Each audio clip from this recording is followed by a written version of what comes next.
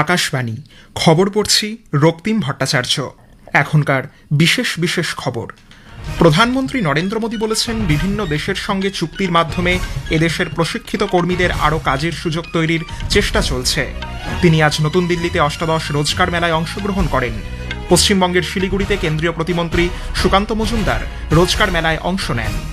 প্রধানমন্ত্রী আগামীকাল আকাশবাণীতে মন কি বাতের ১৩০তম পর্বে দেশ বিদেশের মানুষের সঙ্গে তাঁর চিন্তাভাবনা ভাগ করে নেবেন। উত্তরপ্রদেশ আগামী দিনে ভারতের বিকাশের মূল চালিকা শক্তিতে পরিণত হবে বলে মন্তব্য করেছেন কেন্দ্রীয় স্বরাষ্ট্রমন্ত্রী অমিত শাহ। তিনি আজ উত্তরপ্রদেশ দিবস উদযাপনে প্রধান অতিথি হিসেবে উপস্থিত ছিলেন। এনসিসির সাধারণতন্ত্র দিবসের ক্যাম্পে অংশ নিয়ে প্রতিরক্ষামন্ত্রী রাজনাথ সিং বলেছেন, অপারেশন সিন্দুরের সময় দেশ জুড়ে জনসচেতনতা বাড়াতে ক্যাডেটরা গুরুত্বপূর্ণ ভূমিকা নিয়েছিলেন। ইউরোপ ও ভারতের অর্থনৈতিক সম্পর্ক জোরদার করার লক্ষ্য নিয়ে নতুন দিল্লিতে এসে পৌঁছেছেন ইউরোপীয় কমিশনের president Ursula von der Leyen ও কমিশনের অন্যতম শীর্ষ আধিকারিক কাজা কালাস। পুরুষদের অনূর্ধ্ব-19 ক্রিকেট বিশ্বকাপের ম্যাচে ভারত ও নিউজিল্যান্ড আজ মুখোমুখি। আসছি বিস্তারিত খবরে। প্রধানমন্ত্রী নরেন্দ্র মোদী বলেছেন, দেশের যুব সম্প্রদায়ের কর্মসংস্থান বৃদ্ধির লক্ষ্যে সরকার দেশে ও বিদেশে নানান রকম উদ্যোগ নিচ্ছে। বিভিন্ন দেশের সঙ্গে চুক্তির মাধ্যমে এদেশের প্রশিক্ষিত কর্মীদের কাজের সুযোগ তৈরির চেষ্টা চলছে। নতুন দিল্লিতে আজ অষ্টাদশ রোজগার মেলায় অংশ নিয়ে প্রধানমন্ত্রী বলেন, অর্থনৈতিক দিক দিয়ে ভারত অত্যন্ত শক্তিশালী জায়গায় পৌঁছে গিয়েছে। এক দশকে দ্বিগুণ জিডিপি বৃদ্ধি তার প্রমাণ। প্রধানমন্ত্রী বলেন, অন্তত ১০০টি দেশ সরাসরি বিদেশি বিনিয়োগের মাধ্যমে এদেশের অর্থনীতিতে অংশগ্রহণ করছে। ২০১৪ সালের আগের পরিস্থিতির সঙ্গে তুলনা করলে সরাসরি বিদেশি বিনিয়োগ বেড়েছে ২.৫ গুণেরও বেশি। এ ধরনের বিনিয়োগ দেশে কর্মসংস্থান সৃষ্টিতে উল্লেখযোগ্য ভূমিকা নিচ্ছে বলেও প্রধানমন্ত্রী মন্তব্য করেন। भारत दुनिया की एकमात्र बड़ी इकोनॉमी है जिसने एक दशक में जीडीपी को डबल किया है। आज दुनिया के 100 से अधिक देश भारत में एफडीआई के जरिए निवेश कर रहे हैं। वर्ष 2014 से पहले के 10 वर्षों की तुलना में भारत में 2.5 गुना से अधिक एफडीआई आया है और ज्यादा विदेशी निवेश का अर्थ है भारत के युवाओं के लिए रोजगार के अनगिनत अवसर। রোজগার মেলা প্রসঙ্গে আরও মন্তব্য করতে গিয়ে প্রধানমন্ত্রী বলেন, এই প্রকল্পের সাফল্য আনুষ্ঠানিকভাবে স্বীকৃতি লাভ করতে সক্ষম হয়েছে। লক্ষ লক্ষ যুবক যুবতী রোজগার মেলার মাধ্যমে সরকারি দপ্তরগুলিতে চাকরি পাচ্ছেন। এবারের রোজগার মেলায় ৬১,০০০ চাকরি প্রার্থীকে নিয়োগপত্র দেওয়া হয়েছে। দেশের ৪৫টি জায়গায় অষ্টাদশ রোজগার মেলার আয়োজন করা হয়েছিল আজ। পশ্চিমবঙ্গের ২ জায়গায় এই রোজগার মেলার আয়োজন করা হয়। এর মধ্যে শিলিগুড়িতে বিএসএফ এর কার্যালয়ে এক অনুষ্ঠানে উপস্থিত ছিলেন কেন্দ্রীয় শিক্ষা প্রতিমন্ত্রী সুকান্ত মজুমদার। এছাড়াও উত্তর ২৪ পরগনার মধ্যমগ্রামের দিগবেড়িয়া ৭৪ নম্বর ব্যাটালিয়নের বিএসএফ ক্যাম্পেও এক অনুষ্ঠানে চাকরি প্রার্থীদের হাতে নিয়োগপত্র তুলে দেওয়া হয়। উল্লেখ্য, রোজগার মেলা চালু হওয়ার পর থেকে সারা দেশে এ পর্যন্ত ১১ লক্ষেরও বেশি নিয়োগপত্র প্রদান করা হয়েছে। প্রধানমন্ত্রী নরেন্দ্র মোদী আগামীকাল আকাশবাণীতে মন কি বাত অনুষ্ঠানে দেশ বিদেশের মানুষের সঙ্গে তাঁর চিন্তাভাবনা ভাগ করে নেবেন। এটি হবে মাসিক এই বেতার অনুষ্ঠানের ১৩০তম পর্ব। আকাশবাণী ও দূরদর্শনের সবকটি চ্যানেলে সকাল ১১টা থেকে এই অনুষ্ঠান শোনা যাবে। আকাশবাণীর সংবাদ website, news on AIR mobile app, আকাশবাণী ও দূরদর্শনের সংবাদ বিভাগ, প্রধানমন্ত্রীর ই দপ্তর ও তথ্য সম্প্রচার মন্ত্রকের ইউটিউব চ্যানেলেও অনুষ্ঠানটি শোনা যাবে। হিন্দিতে মূল অনুষ্ঠানটির পর সম্প্রচারিত হবে এর আঞ্চলিক ভাষার তর্জমা। কেন্দ্রীয় স্বরাষ্ট্রমন্ত্রী অমিত শাহ বলেছেন, উত্তরপ্রদেশ শুধু দেশের প্রাণকেন্দ্রই নয়, বিকশিত ভারতের লক্ষ্যে মূল চালিকা শক্তিতে পরিণত হচ্ছে। লখনৌতে আজ উত্তরপ্রদেশ দিবস উদযাপনে প্রধান অতিথি হিসেবে তিনি বক্তব্য রাখেন। শ্রী শাহ বলেন, উত্তরপ্রদেশ এখন দেশের ৪র্থ বৃহত্তম অর্থনীতি। এই রাজ্য দেশের খাদ্যশস্য ভাণ্ডারে ২০% অবদান রাখছে। স্বরাষ্ট্রমন্ত্রী জানান, উত্তরপ্রদেশের বহুমুখী এমএসএমই ক্ষেত্র আত্মনির্ভর ভারত অভিযানে জোর দিচ্ছে। जब 15 अगस्त 2047 को देश की आजादी की सती मनाई जाएगी, हमारा उत्तर प्रदेश पूर्ण विकसित प्रदेश बनकर विकसित भारत का एक अहम राज्य बनेगा। और अब मैं निश्चित रूप से देख सकता हूं कि उत्तर प्रदेश भारत के विकास का इंजन भी बनने जा रहा है। विकसित भारत का इंजन बनेगा। আজ জাতীয় শিশুকন্যা দিবস। সমাজ ও পরিবারে কন্যা সন্তানদেরও পুত্র সন্তানের মতো সমান গুরুত্ব দেওয়া এবং তারা যে পরিবারের উপরে বোঝা নয় বরং বাড়ির সম্পদ, সেই বিষয়ে আলোকপাত করতে দেশ জুড়ে নানা অনুষ্ঠানের আয়োজন করা হয়েছে। স্বরাষ্ট্রমন্ত্রী অমিত শাহ এই উপলক্ষে দেশবাসীকে শুভেচ্ছা জানিয়েছেন।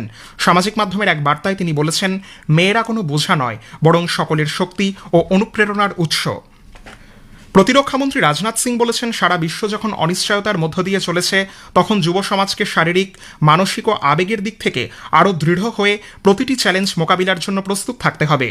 দিল্লি ক্যান্টনমেন্টে আজ জাতীয় সমর শিক্ষার্থী এনসিসির সাধারণতন্ত্র দিবসের ক্যাম্পে বক্তৃতা দিতে গিয়ে তিনি বলেন, অপারেশন সিন্দুরের সময় দেশ জুড়ে জনসচেতনতা বাড়াতে এনসিসি ক্যাডেটরা গুরুত্বপূর্ণ ভূমিকা পালন করেছিলেন। তিনি তাদের দেশের প্রতিরক্ষার দ্বিতীয় সারি হিসেবে বর্ণনা করে বলেছেন, সশস্ত্র বাহিনীর পাশে দাঁড়িয়ে এনসিসি ক্যাডেটরা অসাধারণভাবে দায়িত্ব পালন করেছেন। কেন্দ্রীয় সংখ্যালঘু বিষয়ক মন্ত্রী কিরেন রিজিজু বলেছেন, গৌতম বুদ্ধের শিক্ষা বিশ্বজুড়ে শান্তি ও সহাবস্থানের পথ দেখাবে। নতুন দিল্লিতে সংস্কৃতি মন্ত্রক এবং ইন্টারন্যাশনাল বুদ্ধিস্ট কনফেডারেশনের যৌথ উদ্যোগে আয়োজিত দ্বিতীয় আন্তর্জাতিক বৌদ্ধ সম্মেলন 2026-এ ভাষণ দিতে গিয়ে মন্ত্রী বলেন, যেসব দেশ আগামী দিনে শক্তিশালী হয়ে উঠতে চায় তাদের গৌতম বুদ্ধের পথ এবং নীতি অনুসরণ করা উচিত। তিনি দেশের নাগরিকদের গৌতম বুদ্ধের শিক্ষায় অনুপ্রাণিত হওয়ার আহ্বান জানিয়ে বলেন, মোদী সরকারের নেতৃত্বে দেশে ক্রমাগত ভগবান বুদ্ধের আদর্শ এবং জ্ঞানের বাণী প্রসারের চেষ্টা চলেছে। খবর শুনছেন আকাশবাণী থেকে। ৭৭তম সাধারণতন্ত্র দিবসের প্রাক সন্ধ্যায় রাষ্ট্রপতি দ্রৌপদী মুর্মু আগামীকাল জাতির উদ্দেশ্যে ভাষণ দেবেন। আকাশবাণীর সবকটি প্রচার তরঙ্গ সন্ধে ৭টা থেকে সেই ভাষণ সম্প্রচার করবে। রাত ৯:৩০ রাষ্ট্রপতির ভাষণের বাংলা তর্জমা প্রচারিত হবে। রাষ্ট্রপতির ভাষণের কারণে আগামীকাল সন্ধে ৭:৩৫ বাংলা সংবাদ ও রাত ৮:১০ খেলার খবর বাতিল করা হয়েছে। আগামীকাল ও ২৬ তারিখ মৈত্রী প্রচার তরঙ্গে রাত ৯:১৫ বিশ্ব পরিক্রমা ১৫ মিনিটের হবে।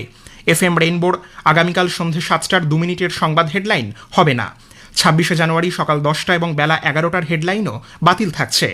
দিল্লি থেকে সাধারণতন্ত্র দিবসের কুচকাওয়াজের ধারা বিবরণী বেলা ১২টার পরেও চললে ১২টার হেডলাইনও বাতিল থাকবে।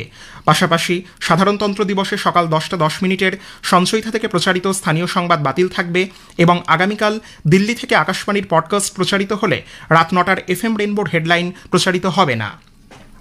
ভারত ও ইউরোপীয় ইউনিয়নের মধ্যে প্রস্তাবিত বাণিজ্য চুক্তি নিয়ে কাজ এগিয়ে নিয়ে যেতে ইউরোপীয় কমিশনের president Ursula von der Leyen আজ নতুন দিল্লি এসে পৌঁছেছেন।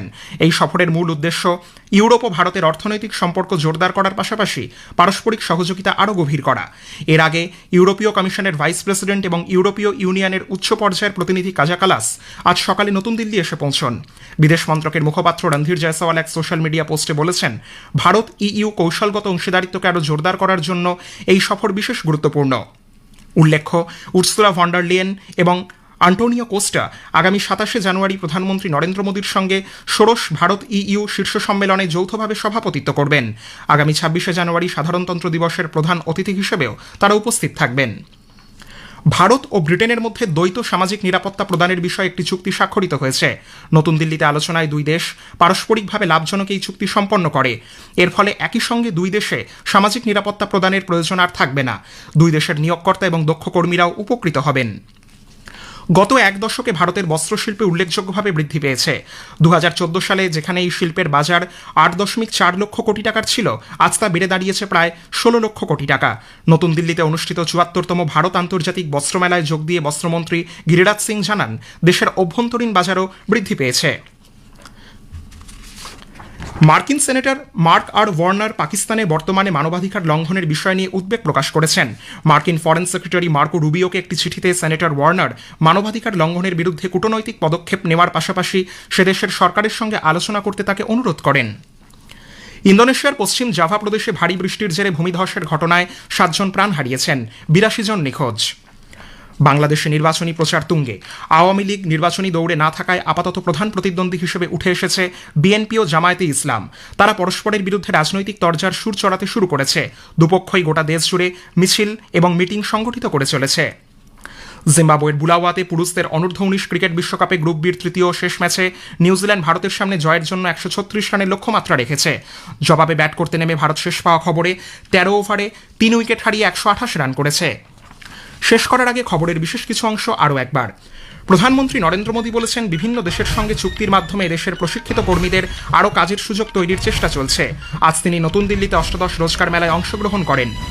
প্রধানমন্ত্রী আগামীকাল আকাশবাণীতে মন কি বাতের 130তম পর্বে দেশ বিদেশের মানুষের সঙ্গে তার চিন্তাভাবনা ভাগ করে নেবেন।